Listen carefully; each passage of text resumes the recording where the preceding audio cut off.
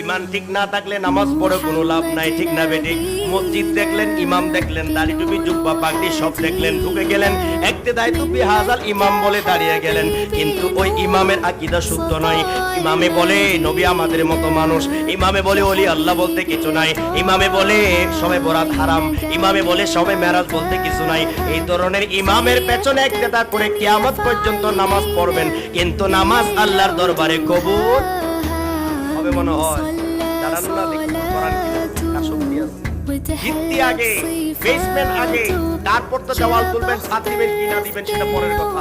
আগে তো বেসমেন্ট ঠিক থাকতে হবে, ভিত্তি ঠিক থাকতে হবে। ঈমান হলো আমার সবকিছুর ভিত্তি।